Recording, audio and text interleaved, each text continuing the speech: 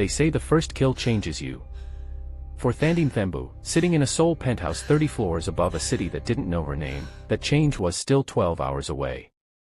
But the countdown had already started the moment Park Hyeon-Soo's private jet touched down at Incheon International Airport. If you're just joining us, hit that subscribe button because you're about to watch a captive become a weapon. Episode 1 showed you how Thandi lost everything. Episode 2 shows you what she became to survive. Let's begin. The penthouse was all glass and chrome and spaces too large for comfort.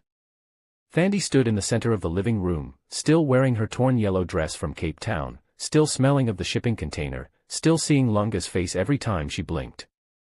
Hyeon-Soo had disappeared into another room the moment they arrived, leaving her alone with a view of Seoul that stretched to the mountains. She didn't know what time it was. Didn't know what day it was. The flight had been eternal darkness punctuated by the hum of engines and the sound of Hyeon-Soo's fingers on his tablet. He'd spoken to her exactly once during the 6-hour journey. When we land, you do exactly as I say. No questions. No hesitation. Understand? She'd nodded because nodding kept you alive. Now she stood in his penthouse and wondered if this was where she'd die. Wondered if all of this, the flight and the luxury and the skyline, was just theater before the execution. Her hands still bore the marks from the zip ties, red welts around her wrists that would scar. A door opened. A woman walked out, Japanese, maybe 40, wearing an expensive gray suit and carrying a tablet. She looked at Thandi with the clinical assessment of someone evaluating livestock. You're the new one. Follow me. Thandi didn't move. Where? Shower. Clean clothes. Food. You smell like death. The woman's English was accented but precise. I'm Yuki. I manage Mr. Park's household and business operations. You work for him now, which means you work for me. Move. Something about the woman's tone, not cruel but not kind, just efficient, made Thandi's legs work. She followed Yuki down a hallway to a bedroom that was larger than the shack she'd shared with Lunga. The bed alone could have fit 6 people. Floor-to-ceiling windows overlooked the city. An ensuite bathroom with marble and gold fixtures. Shower. There are clothes in the closet. You have 20 minutes. Yuki set a phone on the dresser. This is yours now. It's monitored. Every call, every text, every search. Don't try to contact police or embassy. Mr. Park has people in both. You'll only get yourself and whoever you contact killed. Understood. Thandi picked up the phone. It was nicer than anything she'd ever owned. The screen showed no apps except messages, calls, and a map. A prison that fit in her pocket. What if I try anyway? Yuki's expression didn't change. There's an apartment 4 blocks from here. 4th floor, Unit 402. A woman lives there with 2 daughters, ages 6 and 9. Mr. Park showed you that apartment from his penthouse, yes. Thandi's blood went cold. She remembered. Hyeon-Soo's quiet threat when she'd tried to imagine escape. If you run, they die. Shower, Yuki repeated. 19 minutes now. Thandi showered for the first time in 4 days. The water ran brown, then red from the cuts on her wrists, then finally clear. She stood under water hot enough to hurt and scrubbed her skin raw trying to wash away the memory of the shipping container, the executions, Lunga's blood on her dress. When she finally turned off the water, she'd used 16 of her 20 minutes. The closet held simple clothes. Jeans, t-shirts, a jacket, all in her size. Someone had measured her or guessed well. She dressed in jeans and a black t-shirt, pulled her still wet hair into a ponytail. Looked at herself in the mirror. Same face, same eyes, but something fundamental had shifted. The girl who hung laundry in Kailicha was gone. The woman staring back was someone new, someone unnamed. Yuki was waiting when she emerged. Better. Come. Mr. Park wants to speak with you. They walked through the penthouse to what looked like an office. Hyeon-Soo sat behind a glass desk, still in his black suit, reading something on multiple monitors. He didn't look up when they entered. Yuki gestured for Thandi to sit in the chair across from him. For a long moment, Hyeon-Soo said nothing. Just read whatever was on his screens while Thandi sat in silence. Finally, he looked up. Those cold empty eyes finding hers. Your brother owed me 50,000 rand. At current exchange rates, that's approximately $3,000. Not a significant sum. He leaned back in his chair. However, the principle matters. People must understand that debts to me are not negotiable. Your brother understood this when he borrowed the money. He chose to default anyway. The consequence was death. Do you understand? Thandi's hands clenched on the chair arms. You killed him over $3,000. I killed him over the principle of accountability. The amount is irrelevant. Hyeon-Soo's tone was conversational, like discussing the weather. You, however, present an opportunity. You speak 3 languages fluently. You're invisible to law enforcement because officially you died in Cape Town last week. And you have nothing left to lose, which makes you potentially very useful or very dangerous. What do you want from me? Initially, simple tasks. You'll work in this penthouse. Cooking, cleaning, translating documents from English to Xhosa when needed for my South African operations. You'll accompany me to meetings where I need someone who speaks both English and Korean. He paused. You'll also begin training. Training for what? Survival. Self-defense. Weapons. Strategy. This world I operate in, Miss Mthembu, it doesn't reward weakness. You're weak right now. Fragile. That makes you a liability. I'm offering to change that. Thandi's laugh came out bitter. You're going to teach me to defend myself. You're the one I need defending from. Today, yes. In 6 months, perhaps not. Something that might have been interest flickered in his eyes. I saw something in you at the warehouse. Most people in your situation break completely. Become hollow. You were angry. Anger is useful. It can be shaped into strength. I don't want your training. I don't want anything from you except to go home. Home doesn't exist anymore. Your shack in Khayelitsha is being rented to someone else. Your neighbors think you're dead. The South African police aren't looking for you because there's no evidence you were ever taken. Hyeon-Soo stood and walked to the window.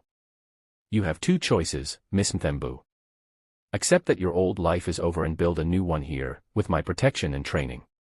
Or refuse, and I'll put you on a plane back to Johannesburg where my people there will sell you to the highest bidder. You'll end up in a brothel or an organ market or simply dead. Choose. Thandi felt tears burning but refused to let them fall. That's not a choice. It's the only choice you'll get. He turned back to face her. I'm told you haven't eaten in 2 days. Yuki will bring you food. Eat. Rest. Tomorrow your training begins. Dismissed. Yuki led her back to the bedroom. Within minutes, food arrived. Korean dishes Thandi didn't recognize: rice, soup, meat. She ate mechanically, tasting nothing. When she finished, she lay on the bed that was too soft, in the room that was too large, and stared at the ceiling until exhaustion dragged her into nightmares. She woke to someone shaking her shoulder. Yuki, wearing workout clothes. It's 5 a.m. Training starts now. Thandi was led to a gym on the penthouse's lower level. Weights, machines, a boxing ring, practice mats. Hyeon-Soo was already there, wearing black training pants and a tight black t-shirt. For the first time Thandi saw his arms, his build. He wasn't bulky but every muscle was defined, functional. Scars crossed his forearms, old knife wounds. We start with basics, he said. Show me how you'd defend yourself if I attacked you. Thandi just stared at him. What? I'm going to attack you. Show me what you'd do. He moved toward her, not fast, just walking.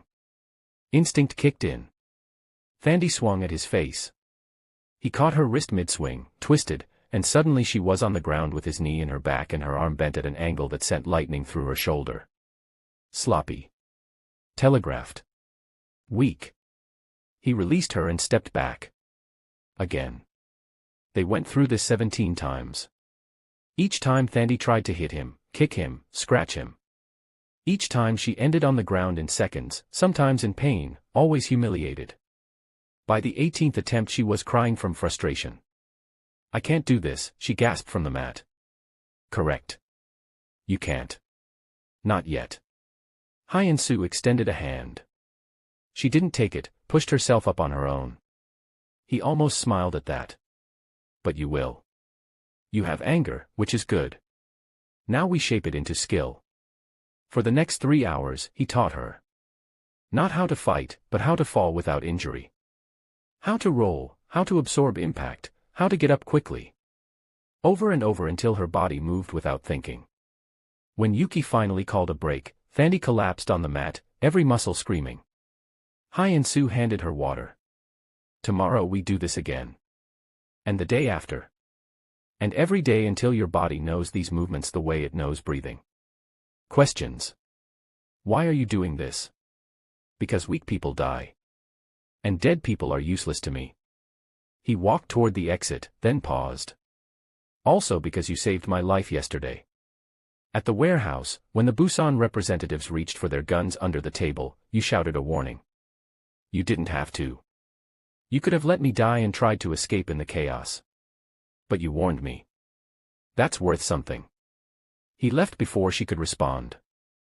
Thandi sat on the mat, replaying the moment. She'd acted on instinct, seeing the men reach for a hidden weapon. Had barely realized she'd shouted until the shooting started. And Hyeon-Soo had noticed. Filed it away. Was now training her because she'd saved him. The days blurred together. Wake at 5, train until 8, shower, breakfast, then work. The work was domestic at first. Cooking, cleaning, translating.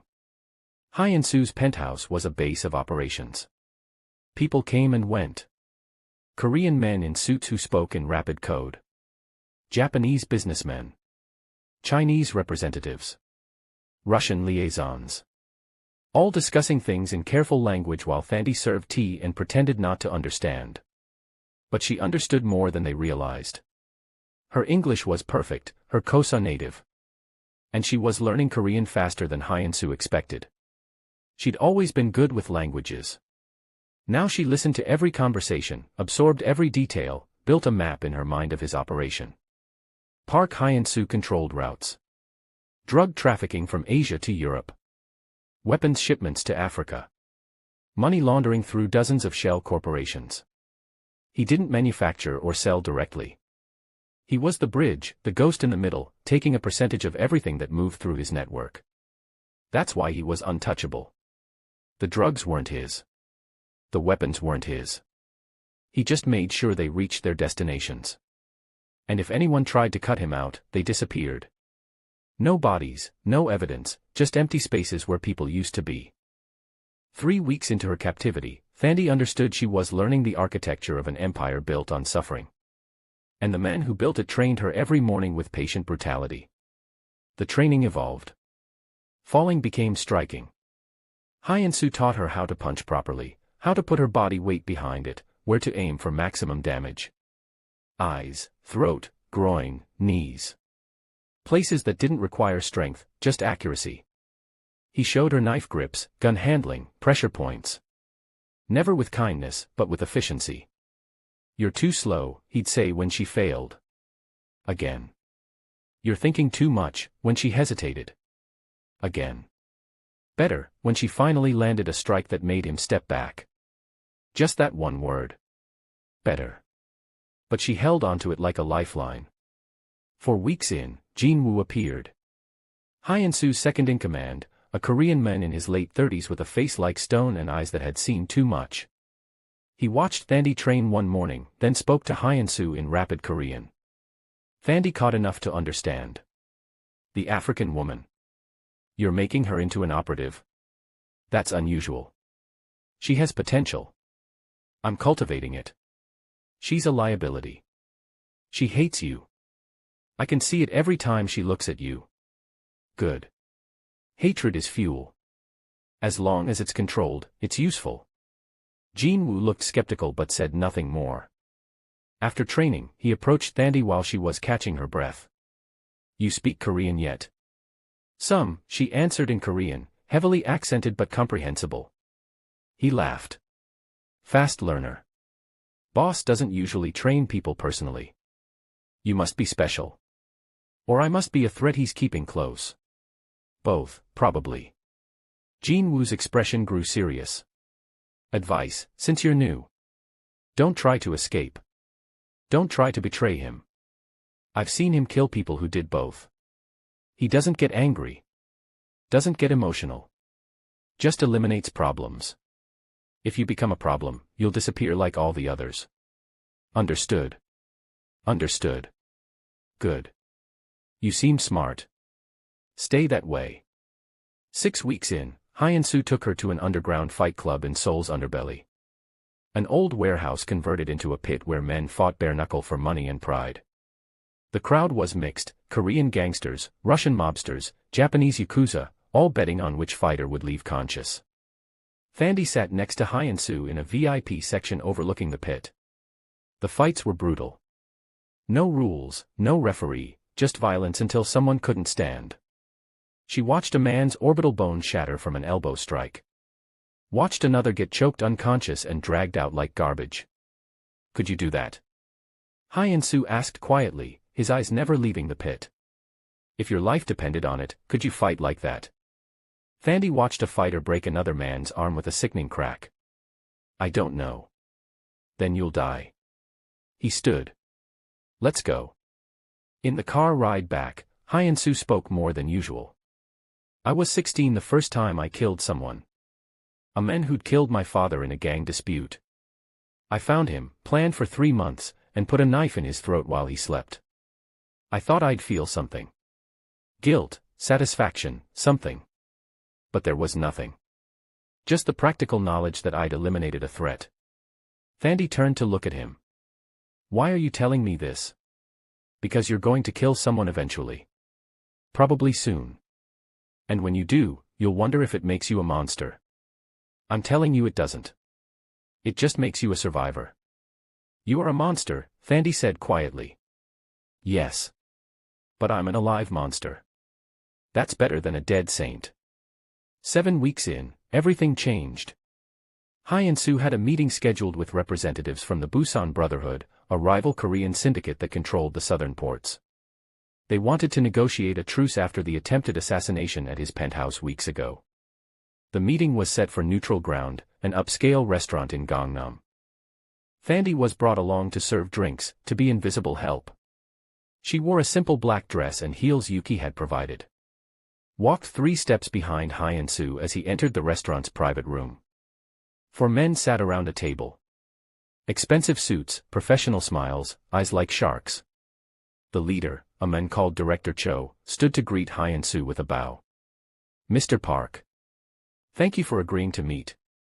After the unfortunate incident at your home, we felt it important to clear the air. Unfortunate. Hyeon-Soo's tone was dry. An interesting word for attempted murder. Rogue elements. Not sanctioned by our leadership. We've dealt with them appropriately. Cho gestured to the table. Please.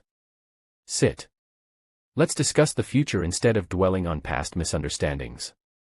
The meeting proceeded with careful language and implied threats disguised as business proposals. Thandi poured drinks, refilled glasses, was furniture. But she watched. And she noticed what Hyeon-Soo didn't seem to notice. The way one of Cho's men kept glancing at the door. The way another's hand kept dropping below the table. The nervous energy in the room that felt wrong. Her training kicked in. Hyeon-Soo had taught her to read body language, to spot tells. These men were wound too tight. This wasn't a peace negotiation. This was an ambush. She moved to refill Cho's water glass, deliberately clumsy, spilling water across the table. Everyone jumped back. In that moment of chaos, she saw it clearly. The man to Cho's right had a gun under the table, pointed at where Hyeon-Soo sat. Another man had his hand on something concealed in his jacket. Time slowed. Thandi's mind raced through options.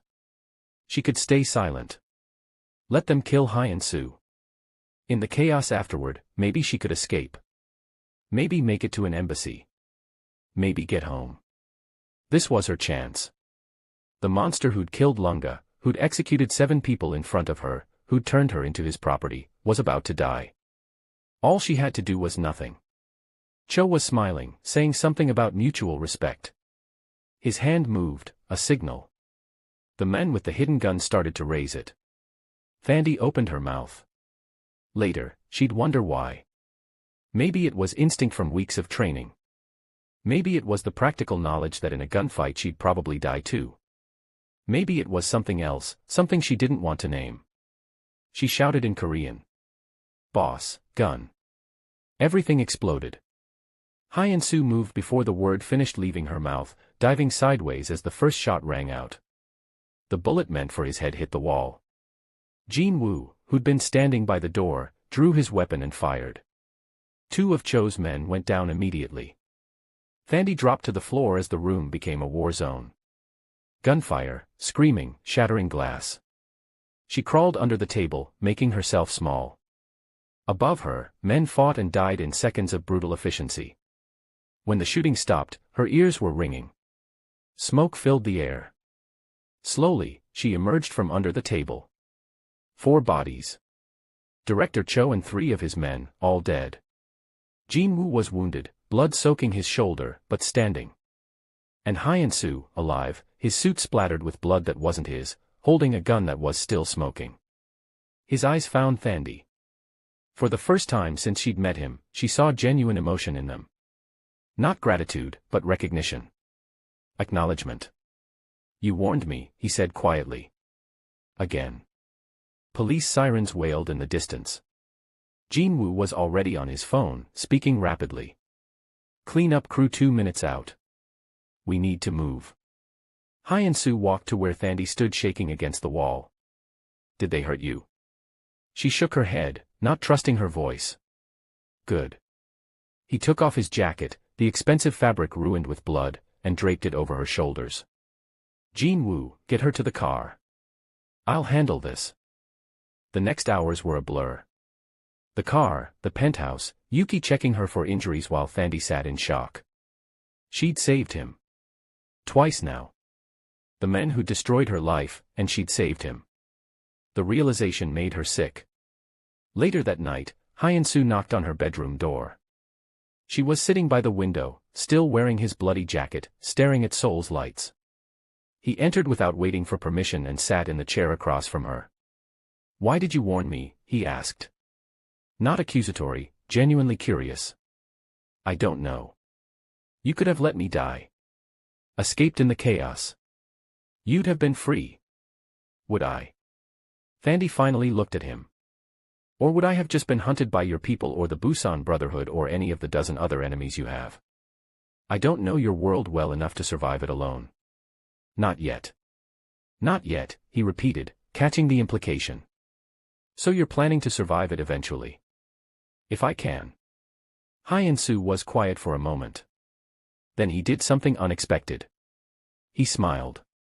Not the cold calculation she'd seen before, but something almost genuine. "You're learning faster than I anticipated. Not just combat, but strategy. You're starting to think like I do. That's dangerous for me, eventually. But useful for now." He stood to leave, then paused at the door. "The training increases tomorrow. You've proven you have instincts. Now we need to sharpen them into skills. Because eventually, Miss Mthembu, I'm going to put you in situations where warning me won't be enough. You'll have to fight. You'll have to kill. And when that moment comes, I need to know you won't hesitate. What if I do hesitate? Then you'll die. And frankly, that would be a waste of my investment in you." He opened the door. "Get some sleep. Tomorrow we learn knife fighting." After he left, Thandi sat in the darkness and felt something shift inside her. She'd saved her captor's life. Twice. That made her complicit now. Made her part of his world. The girl from Kailicha was truly dead. Whatever was being born in her place, it was something harder, colder, more capable of surviving in hell. She thought of Lunga. Wondered what he'd think of her now. Wondered if he'd understand that sometimes survival meant becoming the very thing you feared. Outside, Seoul glittered like scattered diamonds, beautiful and indifferent. Somewhere in that city, people were dying, deals were being made, empires were rising and falling. And Thandi Mthembu, who 2 months ago had been hanging laundry in a township, was now standing on a precipice. Behind her was everything she'd lost. Ahead was something terrible and unknown. She took off Hyeon-Soo's jacket, the blood on it now dried and dark. Folded it carefully. Tomorrow she'd give it back to him. Tomorrow she'd train harder. Tomorrow she'd take another step away from who she was and toward who she needed to become. Because he was right about one thing. Weak people died in this world. And Thandi had no intention of dying. Not until she figured out how to kill the ghost and escape this nightmare. But that's a problem for tomorrow. Tonight, she just needed to survive one more day. If this episode showed you how a survivor becomes a weapon, hit that like button. Thandi saved the monster twice now, but she's learning his secrets, learning his world, and planning her own survival. Drop a comment telling me if you'd have warned him or let him die, because that choice defines everything that comes next. And subscribe because episode 3 is where the real blood training begins, where Thandi stops being a victim and starts becoming something far more dangerous. Thanks for watching, and remember, in this world, the line between survival and becoming a monster is thinner than you think.